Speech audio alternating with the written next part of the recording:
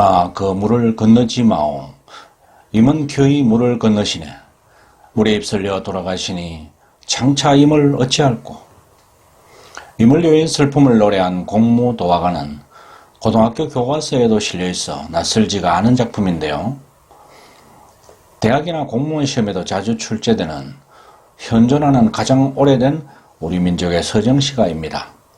2000년도 훨씬 넘는 고조선 시대의 노래지만 현대를 사는 오늘 우리에게도 애절한 감정을 불러일으키며 문학예술적 영감을 자극하는 작품인데요. 1988년 강변가요제에서 담다디로 대상을 받으며 일약 스타가 된 영혼을 울리는 여가수 이상은이 이 시를 가사로 공무도화라는 노래를 불렀죠. 이별과 죽음의 애절함을 노래에 담았는데요. 1995년 이 곡이 실린 6집 앨범에서 이상은은 한국적인 정안이 서려 있으면서도 국제적으로 통할 수 있는 제3세계 음악을 보여줌으로써 역시 이상은이라는 평가를 받았습니다. 특히 6집 앨범 공무도화가는 한국 대중음악 100대 명반 중 10위에 3번이나 오를 정도로 인기를 얻고 있죠. 강렬하면서도 속도감 있는 문체로 인기를 끌고 있는 소설가 김훈은 공무도화라는 소설을 썼죠. 다시 돌아올 수 없는 삶에 대한 안타까움을 담은 작품인데요. 공무도화가 배경설화에 물에 몸을 던져 돌아올 수 없는 길을 간 남편에 대한 아내의 애절함에서 영감을 얻은 작품이라 하겠습니다.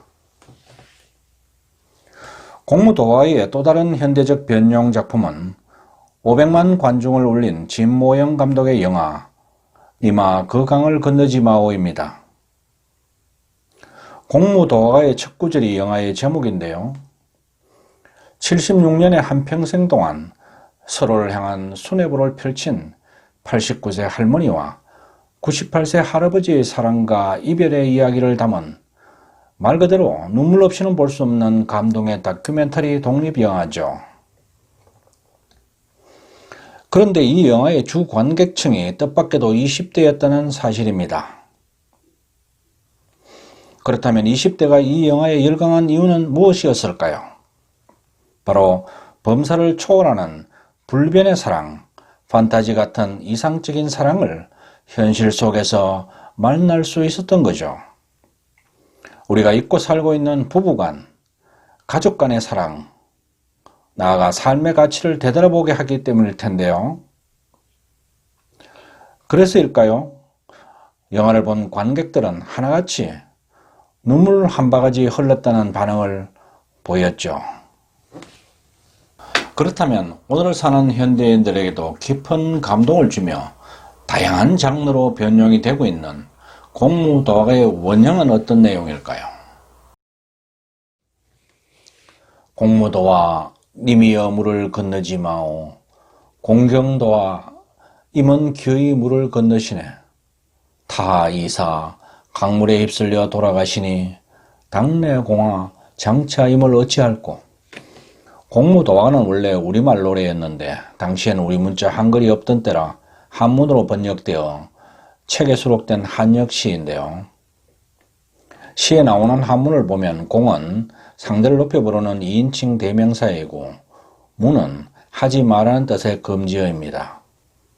또 둘째구 공경도화의 경은 기어이의 의미이고 셋째구 타이사의 타는 떨어지다 빠지다는 뜻이며 마지막 구절 당내공화의 당은 장차를 뜻하죠.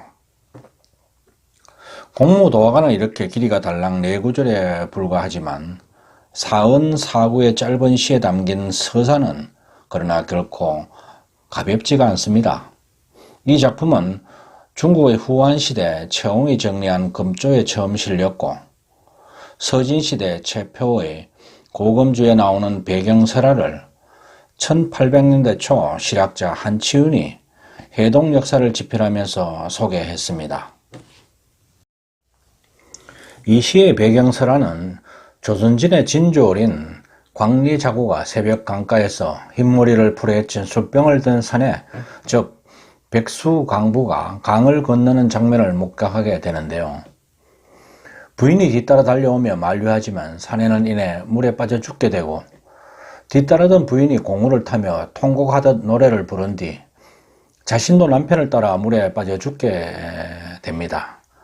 광리자구가 집으로 돌아와 그 광경을 아내 여옥에게 전하자 여옥이 공우를 타며 구슬프게 노래를 불렀는데 이웃에 사는 여용도 따라 슬퍼하였고 세상 사람들은 이 곡조의 노래를 공우이라 불렀다는 내용입니다. 이러한 배경설화에 대해 그동안 몇 가지 의문이 제기되었는데요. 먼저 지연이를 누구로 볼 것인가 하는 문제입니다. 지연이를 백수강부의 아내 또는 이를 전한 광리자구나 그의 아내 여옥으로 보기도 하는데요. 남편이 물에 빠져 죽는 상황에서 노래를 불렀다는 게 이해가 되지는 않지만 어쨌든 설화에서 백수강부의 아내가 공우를 타며 노래를 불렀다는 점에서 제1저자라 할 수 있겠죠.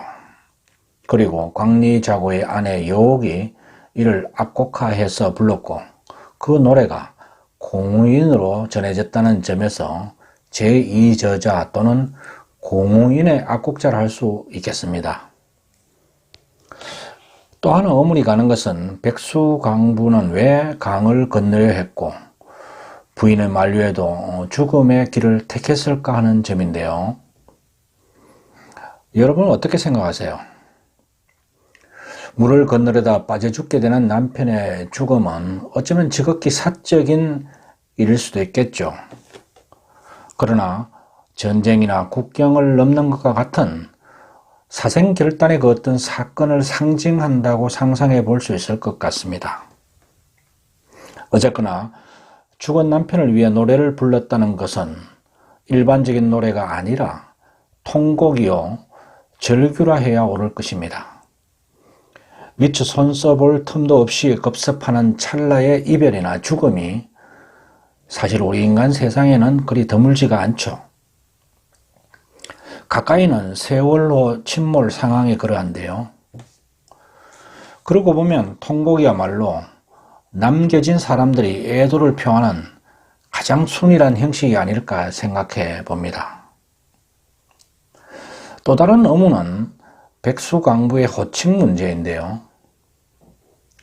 흰머리를 풀어헤친 미친 남자, 즉 백수강부라는 표현과 화자인 아내가 남편을 호칭하는 공가의 부조화가 그것입니다. 일반적으로 공은 높은 신분을 칭하는데 어떻게 그 높은 신분의 사람을 미친 남자라 표현할 수 있겠냐 하는 점인데요. 그동안 백수강부에 대해서는 미친 사람, 무당 또는 술의 신으로 해석해 왔죠.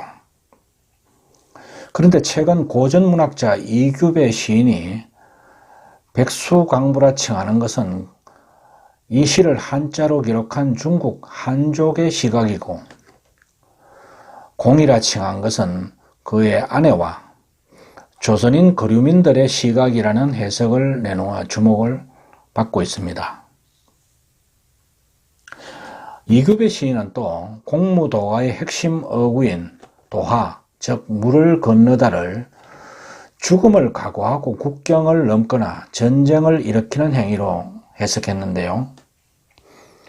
그렇게 보면 공무도화는 전쟁이나 반란과 같은 군사적 결단을 내린 끝에 숨을 거둔 고위직 남편을 기린 부인의 노래로 이해할 수 있을 것 같습니다.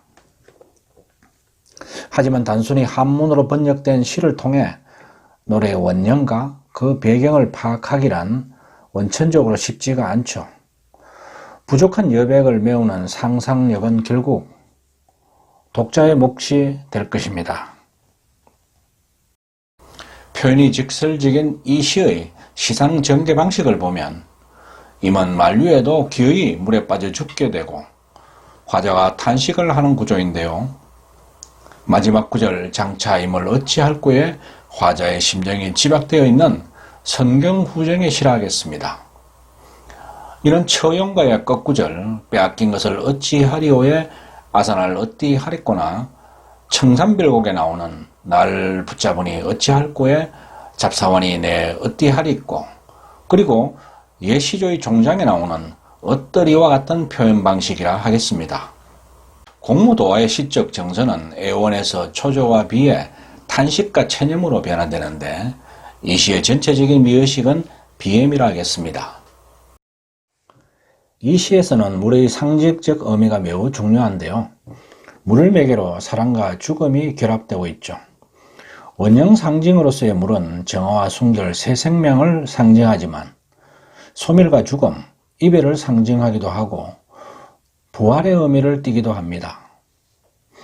공무도화에서 물은 사랑에서 이별과 죽음의 이미지로 변화되는데 결국 부인도 남편을 따라 물에 빠져 죽게 되니 만남과 재생의 의미를 갖기도 합니다. 물이 지닌 상징성은 다른 시편들에서도 많이 볼 수 있는데요. 박모로의 이별가에서 물은 이성과 저성을, 강흥교의 우리가 물이 되어에서는 정화를 상징합니다. 반면 20세기 가장 위대한 독일의 소설가로 노벨상 수상 작가이기도 한 토마스 만의 소설 베니스에서의 죽음에서는 배를 타고 물을 건너는 것이 죽음의 세계로 들어감을 의미하죠. 죽게 되면 강을 건넌다는 인식은 동서양이 갖는 공통의 정서라 하겠습니다. 고려 중기 문인인 정지상의 시 송리는 대동강변에서 친구를 보내며 부른 이별시인데요. 우월장제 초색다 비겐 긴 뚝에 불빛이 짙은데 송군 남포 동비가 그대 보내는 남포엔 슬픈 노래 울리네. 대동강수 화시진 대동강물이야 어느 때 마를 건가. 별류 년년 첨록파 해마다 흘린 눈물 푸른 강물에 더하는 것을. 영원한 자연의 아름다움과 유한한 인간의 이별을 대비해 이별의 슬픔을 잘 표현하고 있는 시편인데요. 이렇듯 문학작품은 강물을 통해 이별과 죽음을 노래합니다. 공무도화는 원시시대 집단가요에서 개인적 서정가요로 넘어가는 시기의 작품으로 고구려 유리왕이 지었다는 황조가와 함께 우리나라에서 가장 오래된 서정가요라는 특별한 위상을 갖고 있는데요. 고대 가요에서 옛날 가락국의 최고 통치자인 김수로 왕을 맞이해 불렀다는 일종의 주문인 구지가가 서사시라면 서정시의 효시로 공무도화를 들고 있죠. 그 과도기의 작품으로 나라를 편안하게 하자는 뜻에서 부른 향가인 월명사의 도설가가 있는데요. 또 하나의 고대 서정시로는 기원전 17년 고구려 2대 유리왕이 지은 벌벌 나는 저 꾀꼬리 암수가 서로 논의는데 외로울 사이 내 몸은 네와 함께 돌아갈 거라는 내용의 황조가가 있습니다. 이별의 슬픔을 노래한 이들 서정시는 이후 전통적인 이별의 정환을 담아내는 시의 산맥을 형성하게 되는데요. 달아 높이곰 도다샤 어기야 머리곰 빛이 오시라 어기야 어강놀이로 시작되는 백제의 유일한 노래 정업사를 비롯해 신라 향가인 처용가, 고려 때의 가시리, 서경벌곡, 조선시대 황진이의 시조, 그리고 오늘날 민요 아리랑가, 김소월의 진달래꽃, 서정주의 기촉도 등이 이별의 정환을 담은 시와 노래로 유명합니다. 공무도화의 배경은 오늘날 중국 땅 요하 지역이지만 한사군 시대 조선의 낙랑군 조선현으로 비정이 되며 광리자고의 광리시는 고구려인의 성시라고 합니다. 그러기에 공무도화가는 우리 민족의 소중한 고대 시가인 것입니다.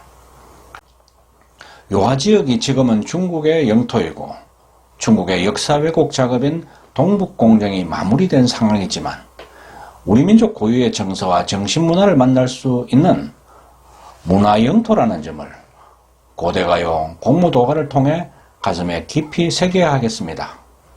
현존하는 우리 민족의 가장 오래된 서정시 공무도화가 니마 그물을 건너지 마오는 여기까지입니다. 오늘 영상 마음에 드셨으면 구독과 좋아요 꼭 눌러주시기 바랍니다. 끝까지 시청해 주셔서 감사합니다.